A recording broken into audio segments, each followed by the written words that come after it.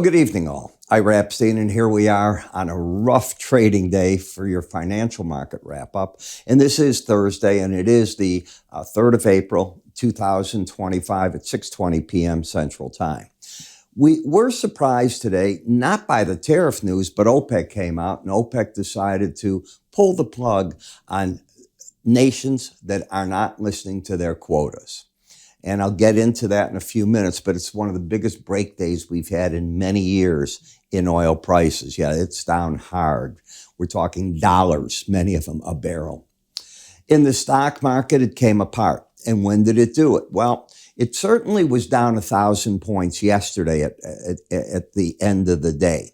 And when we were doing our update, if you'll remember, the currency market, you hadn't moved very much. I was saying, boy, that's surprising. Will you be steady in the dollar? Well, the dollar ended up today dropping 270 points. Remember what I said about people are sleeping in Asia. They'll get a chance to react. Then it moves to Europe. And by the time you wake up in the morning, you could have anything on the boards. And that's exactly what happened. You didn't have just anything. You had a crash, a currency, major change. When you're down 270 points in the dollar index and you close down 170 of that, it's a big move, a move you haven't seen in the euro, for example, in a decade. So these are big time plays that have happened. Trump is accomplishing what he wanted, his goals. Let's talk them through. Goals are to bring jobs back to America, manufacturing back to America, and those that he can't, you're able to do business here, but you're going to be tariffed to do it. The second thing, he wants to drop interest rates. The 10-year note is now trading just shy of 4%. It was 4.03, 4.01, 4.05 today, all over the board there. He believes that energy prices were going to come down. They crashed today. They didn't break. They crashed today. That's the right word to use. Now what? Well, as you'd expect, everybody goes, he's a madman. He's going to create a recession. The economy's going to fall off the cliff. And as I would expect, he sent out his emissaries, Robert Navarro and others this morning, and everybody was on the news. And to a man, they're going, no, these tariffs, they're here to stay and so on. I expected that. And then I didn't know when he would make a statement, the president, to counter that. And he did it today. He did it this afternoon when he said on Air Force One, he was flying God knows where, and he said, if countries came to us and made a phenomenal deal, we would consider changing the tariffs. End of discussion. The word phenomenal can be anything. You don't know what it means. I don't know what it means. Therefore, the door opened. Just what I said. Everybody will say they're here to stay to keep the pressure on nations. And you know that each nation that wants to negotiate with the president is sending emissaries to the United States, or they're here. They're talking to the Commerce Secretary. They're talking to the Treasury Secretary. They're talking to everybody. The warning is from Scott Bessent, and listen, he's telling you the way it is. If you counter us with more tariffs, then your tariff can go up. Otherwise, you're looking at the max. I believe him. They should believe him. What he's saying is now negotiate. And if you negotiate, will the president take it all off? No, he's going to keep 10% on. That 10% is going to stay if you don't meet the ground rules that he said, which is basically manufacture it in the United States. Do that, there's no tariff on it. Don't you want to sell here? As a minimum, it's 10%. He needs that 10% to keep, number one, the country's honest. Number two, he wants to get some tax revenue for money from this for his tax bill. I really believe that. And number three, it keeps everybody where they're at. So these wild tariffs that have gone on in many cases, they are going to do what? They are at a peak if the countries negotiate. And he keeps saying he's waiting for the call from China. China can lose 20% of the tariffs like that. All they've got to do is commit and do the job of stopping the production of fentanyl, period. And the export of the chemicals that make fentanyl, period. How you enforce that, I don't know, but that's what the president wants. And at the end of the day, if China wants to make a deal, that's what they have to do. Tell me the advantage of them making all this fentanyl. It doesn't make sense. I mean, there's something not right here. All right, so that's where I think you're at. Is a one-day correction going to wipe everything out and that was it? Not necessarily. You have to have these negotiations go on, so you'll get bumps along the way. The traders will say, that's it, it's overdone. Then it'll sell off again. The negotiations are the key, and the pressure to get people negotiating are the tariffs that started tonight on autos, then on the 5th on another group, and on the 9th another group. And I believe there's one more group after that in May that takes place. So this is done in a way to just keep the pressure ratcheting and get people to work with it. When you look at the stock market, you're down 3.5 percentage points for the week so far.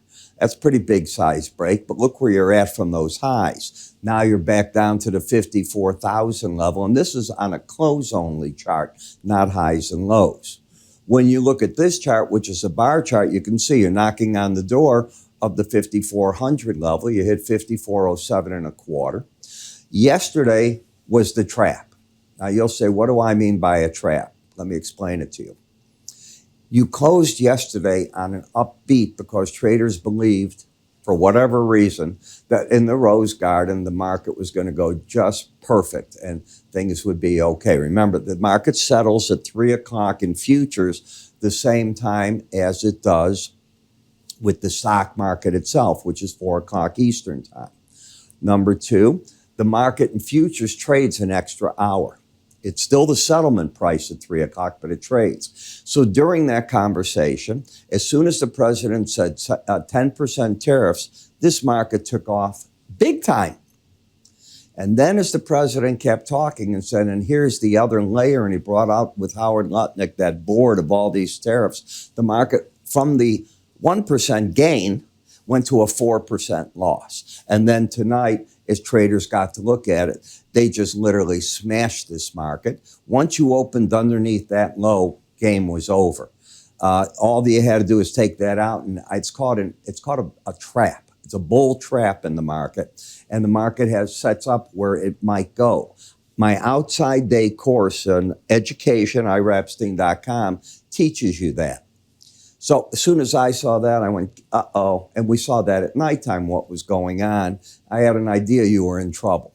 Now you've got lower highs, lower lows. The market fought its battle. At what number do I continue to tell you each time here? The line in the sand is the 18-day average of closes. I like the 18. You may like the 20. Does it really matter for those 2 days? Probably not.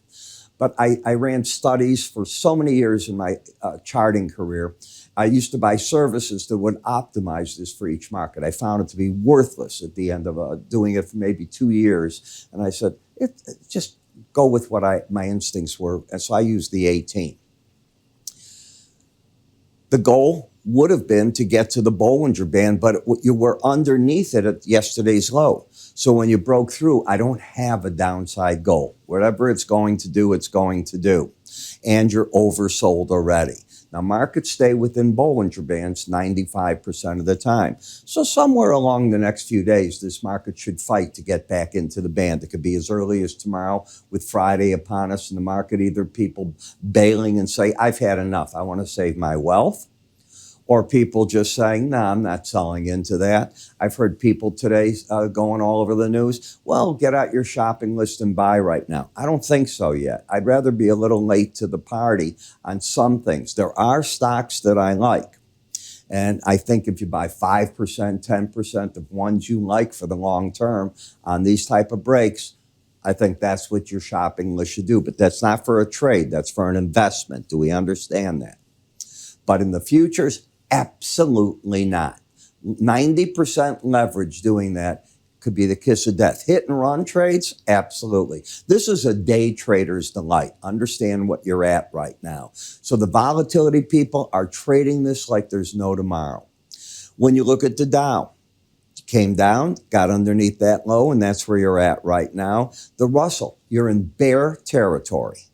Not a correction territory like you are in the other stock indices. You are down 20% from the high. You've entered bear territory. So now you've got to get a big rally of 10% to take you out of that as a minimum. Let's see if the DAX, there's the DAX. In the DAX, you're down to the support level. So this is where I'm looking for the DAX to try to grab traction. Traction doesn't mean I've said buy it. Trying to get traction. You'll know it's doing that if you take out the highs of the past 3 days. It's right up here. You're oversold, and that would tell me you're probably going back to the 40 level in the market. In the bonds and notes, trap play. Yesterday, a big down, outside day down. You take out that high, you're popping. And the market now is up and over the Bollinger Band. It will not stay there very long. It will get back within the band. It's a combination of how the algorithm's going to drive the band higher, and price won't run from that, in my opinion, that much more. I mean, where's it going here at 4%? So that's the things that I look at in the market. Same thing in the 2-year, and this is where the Fed comes into play. Now, this market's very different. Look at how narrow the band is here versus here. You've got this both of them. Narrowed in their bands. They weren't wide like that. That's why you can create these moves that can carry these markets. Let me come back to where we were. That's the 10-year, and here's the 2. The 2 is the market the closest to what the Fed may or may not do down the road. I think everybody's going to want to hear any comments tomorrow, especially by Fed Chair Powell, if he addresses what's happening and where people are thinking about it. We had the vice chair today come out and talk about it, and he did not make word of this. None at all. He still thinks the Fed's on path, blah, blah, blah. When we get over to the dollar index, again, a thin narrowing of the band sideways. You can run with that a little bit, and that's what the market is doing. The uptrend's over. Traders are waiting probably to go short against the 18-day average with stops over that high. That's what I would think they're doing. And the euro, they're probably waiting for a good break to come in on the market, well under the Bollinger Band. Same in the British pound. So the European currencies look very strong against the dollar. The Swiss franc soared today, and the yen had a pretty good day. Bitcoin, as I said, it's not involved in this. It certainly isn't getting rally power. If we look at what it did during the day today, the market was down another 6%, $5,000 loss. I mean, those are big numbers. And away you go to the downside. Now you can trade the mini and so on and trade it differently. Are you aware you can trade 1 ounce gold futures?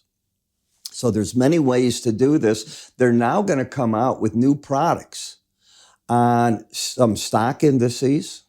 There's 5 products that Chicago Mercantile's coming out, and I don't have them memorized yet. They're coming out with it. They don't expire futures contracts for 5 years. And they will have a whole different type of leverage associated with them.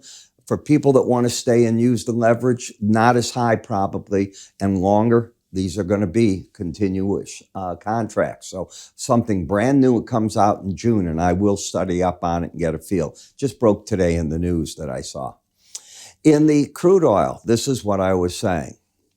So not only did you walk in today, and this is so important, from an outside day to the upside, I believe. Did we have that? I'm not even sure myself. Here's yesterday's high, 75.28 to 34. It's 2 days ago now.